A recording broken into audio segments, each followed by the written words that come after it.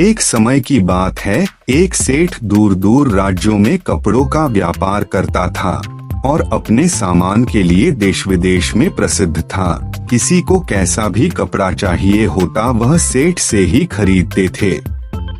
अपनी ईमानदारी और कड़ी मेहनत के कारण सेठ के पास जमीन जायदाद रुपए पैसे की कोई कमी नहीं थी।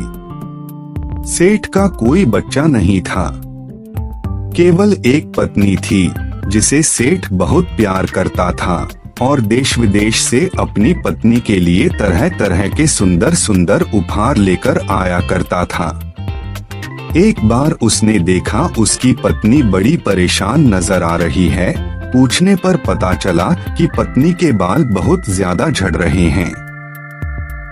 पहले तो सेठ को यह कोई बड़ी समस्या नहीं लगी, किंतु धीरे धीरे सेठ को भी लगने लगा कि उसकी पत्नी के बाल पहले से काफी कम होते जा रहे हैं। सेठ देश विदेश से पत्नी के लिए दवाई लाने लगा, किंतु किसी दवाई से भी पत्नी के बाल ठीक नहीं हुए।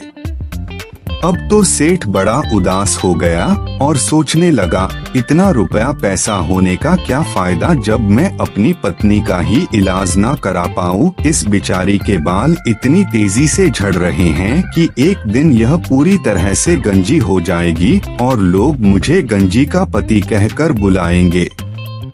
पत्नी के बालों के लिए इतना चिंतित हो गया कि रात में तो उसको अपनी पत्नी के ही सपने आते और महसूस होता कि चारों तरफ लोग उसे गंजी का पति कहकर बुला रहे हैं और उसकी पत्नी यह सब सुनकर बहुत रो रही है। पत्नी के बालों के चक्कर में सेठ का मन उसके व्यापार में ना लगता, जिसके कारण सेठ के ग्राहक भी कम होने लगे। यहाँ तक कि वह महीनों से दूसरे नगरों में भी नहीं गया था। एक दिन जब सेठ की पत्नी स्नान करके बाहर आई तो सच में ही उसके सारे बाल गायब हो चुके थे और मैं पूरी तरह से गंजी हो चुकी थी। उसने जब अपनी पत्नी का यह हाल देखा तो जोर जोर से रोने लगा और गांव के बाहर बने देवी के मंदिर में चला गया।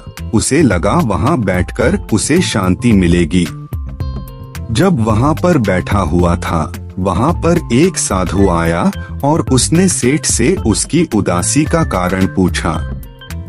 साधु के प्यार भरे शब्द सुनकर सेठ सिसक सिसक कर रोने लगा और बोला, महाराज मेरी पत्नी के सारे बाल गिर गए और वह पूरी तरह से गंजी हो गई है। मुझे समझ में नहीं आ रहा है कि मैं अब सबको अपना मुंह कैसे दिखाऊं। साधु बोला, बेटा मैं तुम्हें वर्षों से जानता हूँ, मुझे पता है कि तुम एक बहुत ही मेहनती, सच्चे और दयालु इंसान हो। मेरे पास एक जादुई तेल है, तुम यह तेल अपनी पत्नी को दे दो। रोज इस तेल को अपने सर में लगाने के बाद तुम्हारी पत्नी के बाल फिर से वापस उग जाएंगे और बहुत ही लंबे हो जाएंगे। किंतु याद रखना, यह जादुई तेल है। इसका काम है किसी भी चीज को बड़ा कर देना, इसलिए इसका प्रयोग सोच समझकर करना और काम हो जाने के बाद इस तेल को गांव के सरोवर में डाल देना। सेठ बहुत खुश हुआ और साधु से तेल लेकर उसने अपनी पत्नी को दे दिया। पत्नी पति के कहे अनुसार रोज उस तेल को अपने सर पर लगाने लगी। सच ही उसके बाल बड़े लंबे हो गए। सेठ की सारी परेशानी दूर हो गई और वह दूसरे नगर को व्यापार के लिए गया। किंतु जब वह एक हफ्ते के बाद लौटकर आया तो यह देखकर हैरान हो गया कि उसकी पत्नी उसके सामने नहीं आ रही है। बहुत मिन्नतें और सिफारिश करने के बाद जब पत्नी सामने आई तो वह यह देखकर हैरान हो गया कि पत्नी की जुबान उसके मुंह से बाहर लटक रही थी और वह बड़ी ही भयानक लग रही थी। कारण पूछने पर पत्नी ने कहा, सुनिए मुझसे बहुत बड़ी भूल हो गई। आपने कहा था कि तेल केवल सर पर लगाना, यह जादुई तेल है। किंतु तेल खत्म होने के बाद तेल वापस कैसे मिलेगा, क्यों ना मैं तेल को घर पर ही बना लूं। ऐसा सोचकर मैंने तेल को अपनी जीभ पर लगाकर उसका स्वाद लेना चाहा था कि जान सकूं इसमें क्या क्या मिला है, और ऐसा करते ही मेरी जीभ इतनी बड़ी हो गई।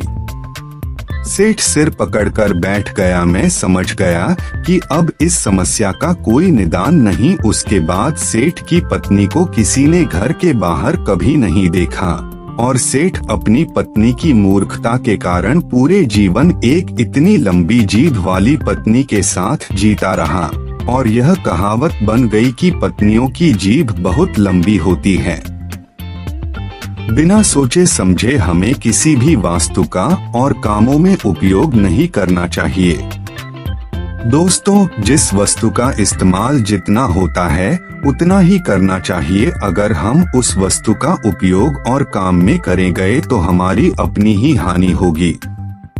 दोस्तों, अगर कहानी आपको अच्छी लगी तो शेयर जरूर कीजिएगा।